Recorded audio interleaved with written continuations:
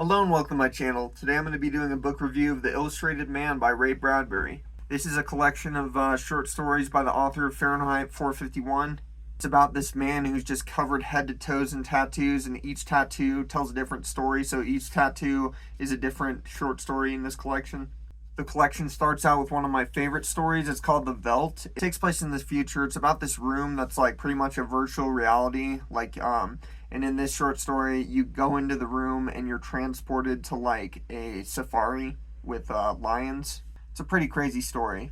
The Other Foot comes shortly after that. It's about a group of African Americans on Mars, and one day a white guy shows up, and the inhabitants of Mars are just as bad towards him as they were treated on Earth. It's really interesting that Bradbury can pull off like social and political commentary in a science fiction piece. He also pulls off some commentary on religion with the story The Man. It's about like a Jesus figure traveling around the planet performing miracles. The Rocket Man was my absolute favorite story in this collection. I read it in college for a class. And yes, I believe Elton John based his song Rocket Man on this story. It's the only story that's told in first person, which I thought was interesting.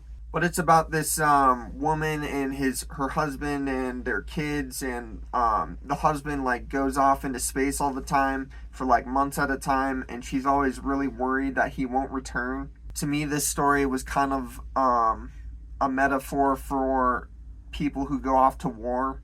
You don't know if you're going to see your loved ones again. The Fire Balloons was a decent story. It's about these disembodied aliens with a really interesting philosophy. The Exiles was another good story. The crazy part about this story is Edgar Allan Poe and Charles Dickens are actually characters. It's very Fahrenheit 451-esque. No Particular Night or Morning was an interesting story about a man just completely losing his mind in outer space.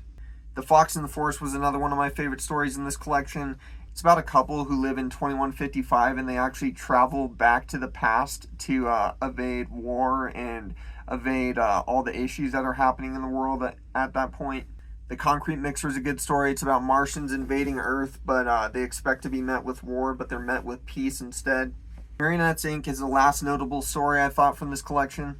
It's a story about a robot, and it's kind of about how man will eventually be overcome by technology. It definitely gave me Isaac Asimov vibes. So yeah, sorry this review was more of a summary, but just wanted to give you guys a glimpse into what this collection is like.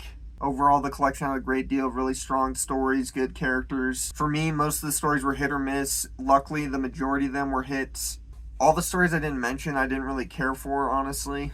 But I still had a great time reading this. This was originally published in 1948, but the stories are still incredible to this day, and I would argue that they're still original to this day. Bradbury's political and social commentary was really interesting. A lot of Bradbury's commentary about technology was prophetic. So yeah, overall I really enjoyed this collection. I'd have to give it a 4 out of 5. Thanks for watching, and stay tuned for more book reviews.